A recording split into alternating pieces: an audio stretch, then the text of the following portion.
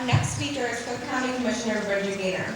Bridget is the Vice President of Global Public Affairs at AON and the Commissioner on the County Board. She also brought off the sidelines to Chicago a call to action to encourage every woman and girl to make their voice heard on the issues that they care about.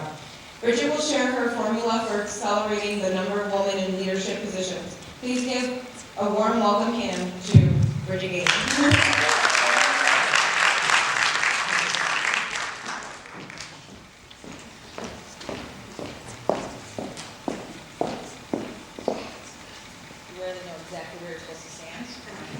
So thank you very much. I'm really happy to be here, and I want to say a couple of months ago when Talia and Olivia came to talk to me about this, I thought to myself, well, sure, I'll do it, but the best part of the conversation was that I got really inspired, and here I had in front of me, two smart, active, badass young women who were only being a feminist, only being activists, and no matter what the rest of the world tells you about teenagers and only caring what's on your phone, I have irrefutable proof that that's not the case.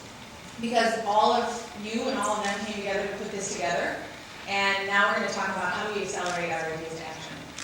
And so it's a topic that is important, and I have the secret sauce, and I'm here to tell you today, so are you ready? Speak up, show up, and ask questions. And I thought about that a lot, especially in the last several weeks in our city. Whether it's Tyshawn Lee, or LaFawn McDonald, or what happened in San Bernardino, this is not the time for moments of silence. This is the time for action. In fact, I'd like to have a moratorium on moments of silence, because these are the times where we need to challenge ourselves to have a conversation, even if it's uncomfortable. So it may be way more comfortable to not speak the unspeakable, but we need to practice being comfortable being uncomfortable. Because those awkward conversations are what lead to the difficult questions. And what we need now, almost more than anything, is asking the right questions and feeling like we have the right to ask the right questions. So you need to ask questions of people in authority and not have them assume it means overthrow. You need to question your own loyalties, what you believe, and not think it means that you forgot who you are or where you came from. You need to question politicians and not have it be assumed that it comes with an ulterior motive or mistrust. So these are the questions that lead to the good conversations that we really need to have. And so it's important, and nothing's more important than that. Because those questions don't come from an ulterior motive, they don't come from mistrust, they come from passion. Whether it's passion for justice, passion for leadership, passion for our city, it's that passion that acts as an accelerant for what we're doing and how we're going to have a fine change in the world. Because before there are colleges and jobs and internships and the things that build the resume of who we are, you have just you. And it's what's inside of you. And are you going to show up? Are you going to take the action? Are you going to read? Are you going to volunteer? Are you going to do that thing that ends up changing and creating action? Because being young and being youthful is amazing. And what I can tell you is that the revolution is not going to be televised. And it's certainly not going to be on social media. You can't tweet about it and say that you were there. You have to be there. You have to show up. You have to be ready to take action. So, 25 years ago, and when I was a senior in college, I knew two things. I knew that I wanted to move to New York City, even though I didn't know how I was going to pull that off. And I wanted to do something of service, have some impact. So when I was preparing for this, knowing that I would be around people that were closer to my age, certainly than you are now, I called my mom, and I said, what was I thinking about at the time? What motivated me to take this action? And so I'm the oldest of 6 children, and she said, oh, I don't know. I mean, there were so many of you, it all kind of runs together. And I said, well, what did we talk about? What made me kind of do this? And she said, I don't really remember. I said, well, what was I about? What was I thinking? She said, well, this is what I remember about you. You were the only one of my daughters to not be on the dean's list. You didn't really know what you wanted to do, and I was mostly just concerned that you were going to get a job. So I thought, okay. So for those of you who think your mother stops getting the last word at some point, I need to disabuse you of the notion. But moving forward, I go to New York City and I do a year of volunteer work with the Jesuits, which is an order of Catholic priests. And I live in a rectory in a low-income community in Crown Heights and in Brooklyn. And Brooklyn, 25 years ago, had, I think, a little bit more street cred than it has now. So it was a lot more about like the episode of The Wire and a little less like the episode of Girls. And we lived in community, had 4 roommates. Someone ran a homeless shelter, someone was a teacher in an inner city school, and someone else was a caseworker, and we kind of came together as a band of compatriots and off-brand activists.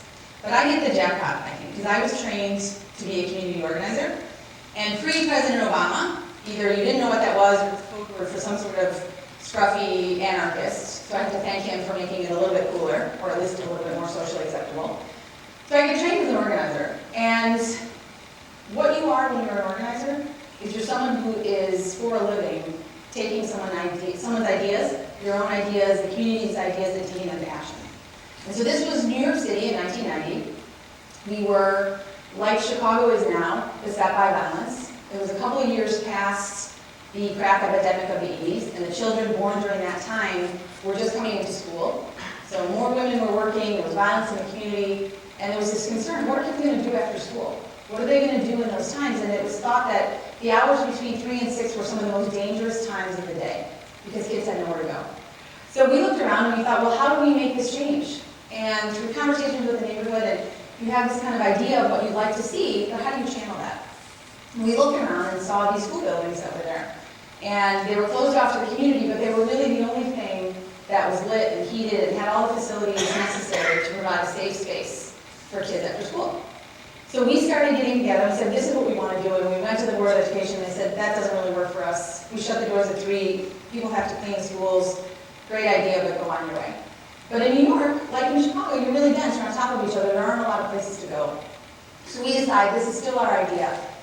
And we start to build a coalition. And so it's teachers, and it's students, and it's kids, and parents, and community organizations, and churches, and coming together to demand that we have the rights to these resources in our own neighborhood. So it took 3 years. We probably went to several hundred schools in New York.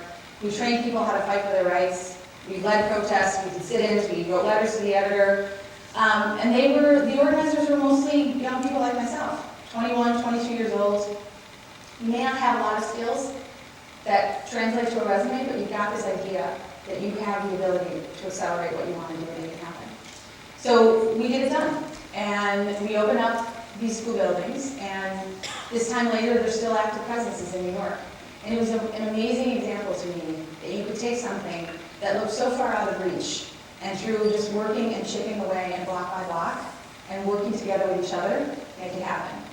Because the thing about organizing, and I would recommend it for anyone, I wish they taught it in school, is that what it teaches you is your fate is inextricably linked to not just take your ideas and make them happen, but to come together with other people. We used to always say that no matter what meeting you were at, what decision you came to, if you didn't leave that meeting and knowing that what you were going to do that morning, the next morning at 8 o'clock in the morning, then it was just talk. And it was just good ideas, because you didn't know how to take it to action. And so, fast forward to coming to Chicago. It was an amazing experience. I came to Chicago, I still have these great ideas. I become an organizer up in Uptown. And we're looking to do some of the same stuff. So we start to put together the coalition, but we meet with Mayor Daley and we get him on our side. And this being Chicago, it's kind of only a democracy, so it didn't really take us that long, which is the great thing about him in our city. So a year later, we're up and running up at Senn High School, which is up in Uptown. But it was this same kind of coalition where we brought the neighborhood together, and at that time, you know, the school was filled with mostly kids from other parts of Chicago, most south and north sides, and the neighborhood was surrounded by people who didn't send their kids to school there. And there was a lot of divisions between the school and the community. But all of a sudden now, someone who lived a block away who had never entered that school in 20 years could swim in the pool or have a community meeting there. And they could interact and form community with the young people that were in school there every day. And it was the opportunity to break down some of those barriers, to have these conversations that are really going to be essential. And those are the same things we need to be doing today. So 20 years later, I'm a commissioner on the Cook County Board. And what I've learned is that local politics is a lot like organizing. You know, you got to rally together, you got to get your votes, you got to get this together. More people return my calls now, which is a nice thing, but you still have to do all the work. And politics has allowed me to continue to take those ideas and put them forward. And I cannot tell you how much I recommend to anybody who's interested in creating social change to get involved in campaigns, to kind of put yourself out there and to pick somebody or an issue or a person and really try and make it happen. Because when I look at Cook County, whether it was, when I first got to the board, I remember learning that if you were pregnant when you were arrested, what happens is you get arrested, and if you can't post bonds, you have to stay in jail until a trial comes up. Maybe that's a week, maybe it's a month, maybe it's 3 months, depending on the crime. So if you were pregnant and you got arrested and you went to the jail, and your trial wasn't ready by the time you had a baby, you got 1 extra day in the hospital, and then the baby went one way and you went the other. And I thought to myself, that's crazy. So same thing, pull together an organization, ex-offenders, women's organizations, people in the jail, how do we change that? And we have. And there's examples of that all across, throughout local government, of the things that you can do, and things that have been incredibly compelling for me. So, as you move on in life, as it should, you see new pockets of need. You see new things that, you have new tools at your disposal, but you also see things you want to get done. And as Talia referenced earlier, the thing that has really kind of kept me up at night, but also really motivated me, is the role of women in power and women making decisions. And whether it's 15 years in a corporate career where you see leadership opportunities continue not to go to women, or whether it's in politics where there's this constant calibration between, finding the right balance, pretty but not too pretty, smart but not bossy, strong but don't overdo it because no one really wants to hear that. And we're so busy trying to find a balance that the train has left the station and we aren't as engaged as we should be. And so I got the opportunity to meet Senator Kirsten Gillibrand, and together we launched Off the Sidelines in Chicago.